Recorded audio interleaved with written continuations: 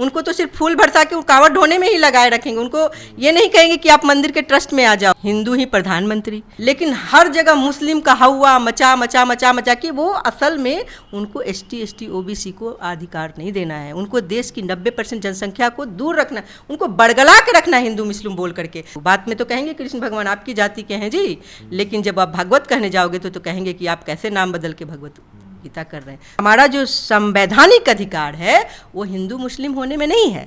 हमारा संवैधानिक अधिकार ST ST OBC। खुद तो मोदी जी के भाई बहन गिनिएगा कितने भाई बहन हैं। गोदी मीडिया भी मनु में दिया है। तो कंगना रनावत को टिकट वितरित दिया गया है, वो सीधे मोदी जी ने दिया है। तो वो तो ये दिखाया जा रहा है कि मोदी जी के ऊपर ही आवाज़ उठा रही है, लेकिन आपको गोदी मीडिया कोई भी इस सवाल को नहीं नज़रअंदाज कर रहा है। उसको कुछ और चलाने होते हैं, आप देख लीजिए उस पर। गजवाए हिंद और भगवाए हिंद से हमारे देश के मतलब विकास हो रहा है, और वो विकास के कितने ऊंचाई पर। अभी देख लीजिए, कल ही कांवड़िए लोग आपस में लड़ रहे थे, कल सोमवार का दिन आपने देखा होगा। प्रधानमंत्री नरेंद्र मोदी और अमित शाह किस तरीके से झूठ बोलते हैं। भारत की जनता को तो बेवकूफ़ बनाया ही था। अब जो है बीजेपी की सांसद कंगना रनावत ने बड़ा खुलासा किया है कि मुझे 60 से 70 दिन काम करना पड़ेगा, इसलिए टिकट दिया गया था। ये खुद उन्होंने खुलासा किया है। इससे पहले भी वो कह चुकी हैं कि मेरा काम जो है छोटी छोटी समस्याओं को करना नहीं है, ये तो प्रधान और जो लोकल लीडर होते हैं वो करेंगे। उसी पर चर्चा करेंगे कि एक ऐसे व्यक्ति को संसद में भेजना लोगों द्वारा चुन के, जो तमाम लोगों की जिम्मेदारी है, ऐसी गैर जिम्मेदाराना बातें करना कहाँ तक जायज़ है। हमारे साथ मौजूद हैं ज्योतिमाला जी, इनसे समझेंगे कि कंगना रनावत जिस तरीके से बयान दे रही हैं कि क्या उनको इंटरेस्ट नहीं था राजनीति में, क्या ज़बरदस्ती उनको लाया गया, उसी पर चर्चा करेंगे। क्या लग रहा है जिस तरीके से कंगना रनावत के बयान आ रहे, पहले आया था कि लोग छोटी छोटी समस्या लेकर मेरे पास आते हैं, जबकि ये काम तो जो लोकल लीडर होते हैं, पार्षद है या प्रधान है, उनको करना चाहिए। सबसे पहले तो मैं आपको बधाई देती हूँ। पूरे चैनल जो भी दर्शक हैं नेशनल दस्तक के, उनको भी मैं नमस्कार करती हूँ और प्रणाम करती हूँ, आदाब करती हूँ। मेरा नाम ज्योतिमाला है और ये अभी से नहीं हो रहा है, बहुत दिनों से आपने कंगना रनावत की कुछ कुछ उटपटांग बयानें सुन रहे होंगे। पहले वो किसानों के लिए भी कुछ उल्टा सा बोली थी, वो तो पक्ष में बोल रही थी। उस समय उन्हें लगा होगा कि अब हम MP बने हैं बीजेपी से, तो उन्हें मोदी जी को या फिर उनकी पार्टी को खुश करना था। वो इसलिए वो सारी बातें अजीब अजीब बांग्लादेशी हैं फलना चिल्ला आप सुन रहे होंगे, इतने उटपटांग बयानों दे रही थी। लेकिन जब वो सही में इस फील्ड में आई, अब उन्हें लगने लगा कि अब मैं बैठ के, क्योंकि कुछ जनता वहाँ पे ऑफिस में उनके पहुँचने लगी, हमारी ये समस्या है वो समस्या है, उनके बाद वो उनको पूरी तरह से ऐसा लग गया, क्योंकि वो जिस मिट्टी से बनी है, जिस काम के लिए वो बनी हुई है, जो वो कर रही थी, उनको ऐसा लगने लगा उनसे वो डिटैच हो गई हैं। पूरे दिन वो कह रही हैं बार बार की समस्या लेके छोटी छोटी जनता हमारे पास पहुँच रही है, हमें तो वादा किया गया था। वो तो खुल के बोल, एक तरह से खुल के उन्होंने बोल दिया कि बीजेपी में किस तरह से टिकटें वितरित होती है और कैसे लोगों को टिकट दिया जाता है जो लोग जनता से जुड़े हुए ना हो। बस खाली आप उनकी गुणगान करते रहिए। अभी आप तो नेशनल दस्तक चैनल के रिपोर्टर हैं, आप अच्छी बातें हम लोगों की, सामाजिक लोगों की सुन भी रहे हैं। अदरवाइज गोदी मीडिया होंगे, अगर उनके खिलाफ थोड़ी सी भी बात हो गई, उन लोग को देखिएगा किस तरह से वो करते हैं। असल में गोदी मीडिया भी मनु मीडिया है, वो उन लोग मनुवाद के प्रवर्तक हैं, तो वो लोग ये नहीं सुनते हैं, ये सब चीज़ों से वो बिल्कुल अवॉइड करते हैं। परंतु जिस तरह से कंगना रनावत के बयान को आप उसके दूसरे व्यू को समझेंगे, तो अभी जैसे आपकी इससे पहले स्मृति ईरानी जी थी, वो भी उसी फील्ड से आई थी। वो उन्होंने वहाँ वो हार गई, जो राहुल गांधी की अमेठी में वो हार गई। उसके बाद वो भी अपने पुराने प्रोफेशन में लौट गई हैं। मतलब उन्हें अक्सर ऐसे ऐसे लोग, सेलिब्रिटी को लोगों को लाते हैं जिनका जनता की सेवा से, जनता की बातों से, यहाँ तक कि राजनीति क्या है उन्हें वो चीज़ भी पता नहीं होती है। वो सिर्फ इसलिए लाते हैं उनको कि ताकि वो सेलिब्रिटी के नाम से लोगों को बेवकूफ़ बना के वो जीत जाएं, और जीतने के बाद बस सिर्फ वो वहीं अपना जो है कुछ भी करते रहें। लेकिन वो इस लोगों को ये प्रचारित करते हैं कि जैसे उन्हें मतलब नहीं है जनता की जो तो वो जब सांसद बनी है, तो वो तो सांसद बनी है ना मलाई खाने के लिए, बैठ के आराम करने के लिए। जनता की समस्या कौन सुनेगा? तो वही तो उनका यही कहना होता है कि तुम्हें तो मलाई खाने के लिए बना दिया है, तुम मलाई खाओ, लेकिन वो क्योंकि उस प्रोफेशन में थी, उन्हें और भी पैसे कमाना है, और भी चीज़ें हैं, तो वो उस चीज़ को, क्योंकि उनसे जनता की समस्या से मतलब नहीं है, उनको तो इस भरम में रखा गया कि 50-60 दिन 70 दिन जो भी है तुम्हें काम यहाँ पे करना होगा, जब लोकसभा का या राज्यसभा का सेशन लगेगा तब आप वहाँ पे आना, बाकी दिन अपना जो भी अपने प्रोफेशन से काम करना, वो भी कमाई और इधर से मलाई भी आपको मिलती रहेगी। लेकिन अब उन्हें लगने लगा कि अब वो मलाई हमें नहीं मिल पा रहे हैं जो हमें वहाँ से मिल रहा था, इंडस्ट्री से मिल रहा था। तो उन्होंने खुल के बोला। वो खुल के बोलने का मतलब यही है कि आप एक तरह से ये समझ सकते हैं कि जो जनता से जुड़े हुए लोग हैं उनके बीजेपी टिकट देना ही नहीं चाहती है। उनको ये लगता है कि कहीं ऐसा ना हो कि ये जनता की समस्या लेकर हमारे पास भी, उन्हें भी जनता से मतलब नहीं है। बीजेपी को भी हर पूरे वो सालों भर चुनाव लड़ती है। मतलब क्या जिस तरीके से बयान आया है कि मुझे 60-70 दिन बोल के टिकट दिया गया था, तो क्या सीधा ये सवाल उठा रहा है जेपी नड्डा पे, जो टिकट वितरण करते हैं, बीजेपी के अध्यक्ष भी हैं, अमित शाह और मोदी जी पे? बिल्कुल, ये सीधे टारगेट, ये तो बात भी की जा रही थी कि जो कंगना रनावत को टिकट वितरित दिया गया है वो सीधे मोदी जी ने दिया है। तो वो तो ये दिखाया जा रहा है कि मोदी जी के ऊपर ही आवाज़ उठा रही है। लेकिन आपको गोदी मीडिया कोई भी इस सवाल को नहीं नज़रअंदाज कर रहा है, उसको कुछ और चलाने होते हैं। आप देख लीजिए उस पर कहीं भी इस बात को उन्होंने मोदी जी को टारगेट करके नहीं बोला है। बस मीडिया तो सच दिखाता है ना। मीडिया कौन मीडिया सच दिखाती है? Main stream media. Main stream media, TV सब।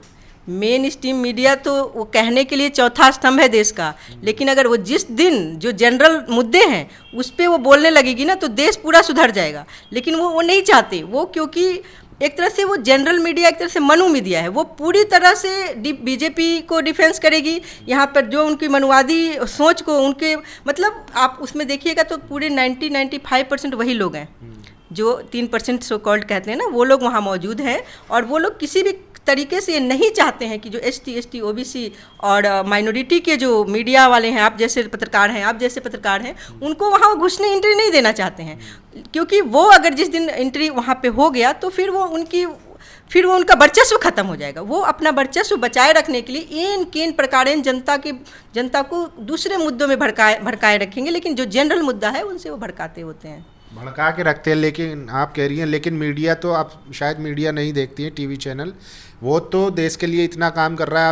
अब तो वो ये टाइटल देता है कि गजवाए हिंद और भगवाए हिंद करके ऐसे खबरें। अच्छा, आपको मतलब है गजवाए हिंद और भगवाए हिंद से हमारे देश के मतलब विकास हो रहा है। और वो विकास की कितने ऊंचाई पर, अभी देख लीजिए कल ही कांवड़िए लोग आपस में लड़ रहे थे। कल सोमवार का दिन आपने देखा होगा, एक दूसरे को ऐसे पिटाई कर रहे थे जैसे, मतलब अगर कोई पूजा पाठ और धर्म में जाए तो वो सिर्फ इसलिए क्योंकि उनके ऊपर इतने फूल बरस रहे हैं, उनको अच्छे से खाने के लिए दिया जा रहा है, मतलब उनको तो वो इतने सारे फूल बरसा रहे हैं, उनको खाने भी दे रहे हैं। लेकिन अगर कोई व्यक्ति पढ़ाई के लिए स्कूल जाना चाहता है तो उसको ना बस्ता प्रोवाइड कर रहे हैं, ना कुछ को बेसिक सुविधाएं हैं, स्कूल बंद किए जा रहे हैं। पढ़ लिख के क्या करेंगे? कांवड़ तो चलाएंगे, धर्म बचेगा, हिंदू राष्ट्र बनेगा। कांवड़ कर लाने से तो ये सब होगा ना।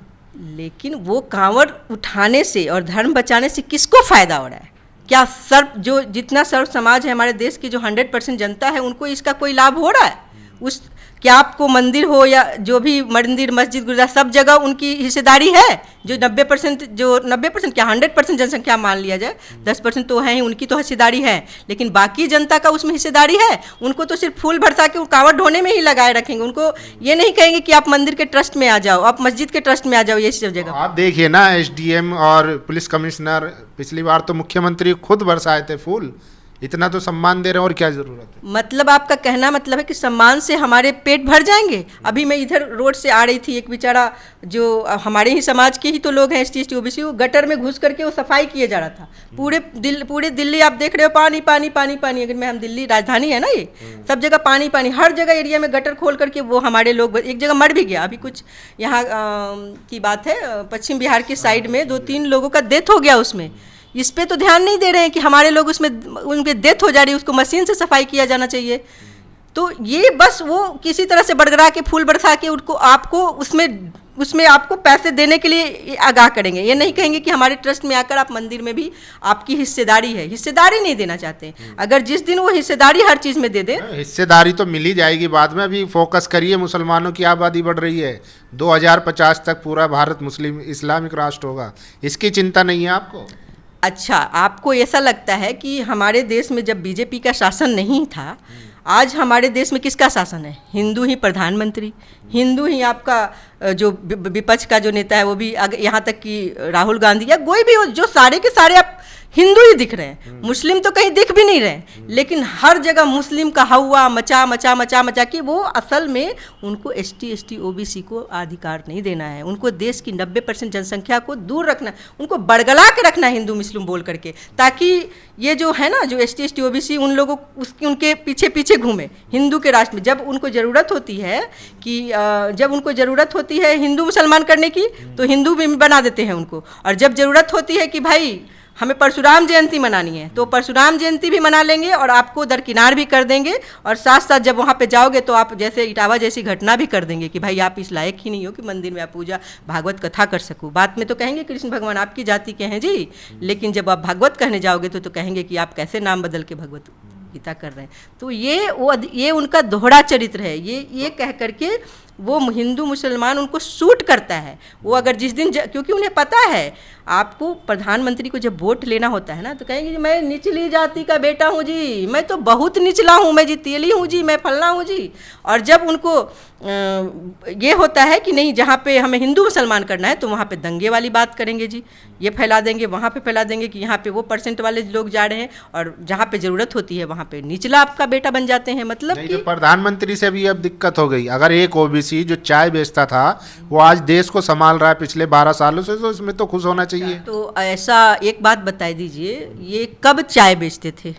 हमने तो सिर्फ उन्हीं के मुंह से सुना है कि जी मैं चाय बेचा था 35 साल, वो पहाड़ों पे भी गया, फलना जगह गया, लेकिन किसी भी व्यक्ति ने, उनका किसी कलीग ने ना तो उनको क्लास में पढ़ाई करते देखा और ना ही चाय बेचते देखा। ऐसा चाय बेचने वाला वो अपने आप को, वो कहीं भी जाएंगे, बिहार में जाएंगे, मैं बिहार का बेटा हूँ जी, यहाँ का बेटा हूँ जी। अभी गंगा में भैया ने बुलाया उनको, जब वो बनारस जाते हैं तो उनका ये कहना होता है कि जहाँ जाते हैं वहाँ के बन जाते हैं। अभी कुछ किसी जब उन्हें मुस्लिमों को इवन नहीं, उस कई बार वो मुस्लिमों के भी बारे में बात करते, कहते हैं कि अरे मेरा पड़ोस में एक मुस्लिम थे, उनकी मम्मी हमको खाना पीना पहुंचाती थी। मतलब जहाँ पे उनको लग रहा है कि किस तरह से उनको वोट बैंक जाए ना इधर उधर, अभी पसमानदा मुसलमान की बात करके और आपको बरगला देंगे, और उनमें भी उसमें भी बांट देते हैं वो।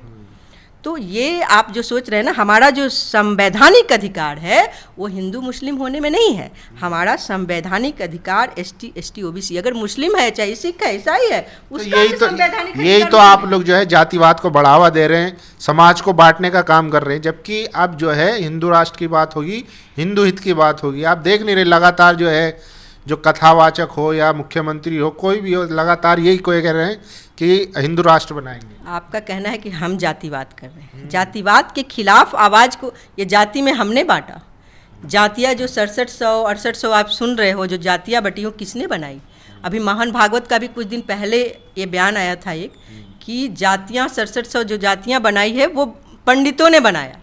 तो कौन हवा मचाने थे? देखिए 90% आबादी कुछ नहीं बोल रही थी, उन्हें क्योंकि पता था, लेकिन उन्हें भी पता है, जो 10% बता उन्हें नहीं कि हमने ही जातियाँ बनाई हैं, लेकिन वो एकदम चढ़ गए कुछ भी बयान पे भी। वो एकदम से जो चीज़ें उन्होंने की, उन्हें लगता है कि मेरी रोजी रोटी को जहाँ पे धक्का मिलता है वहाँ पे वो एकदम से कट हो जाते हैं। आपको देखिए, अभी कुछ दिन पहले एक मूवी आई थी, बाबा ये ज्योतिबा फुले की मूवी आई थी, इन्होंने विरोध किया, आपने देखा होगा कि इसने विरोध करके उसमें गाने भी कटवा दिए, कुछ पार्ट भी कट करके आया। उसमें भी आपने जब कोर्ट में एक बयान में उन्होंने देखा होगा आपने, इसने कहा कि भाई हमारे यहाँ जो नाई है वो बाल नहीं बना के जाता है, तो लेकिन उसको पैसे देना है, और उस मंदिर के पुजारी है वो हमको दिक्कत नहीं है कि शादी वो अपने आप से करा लेते हैं।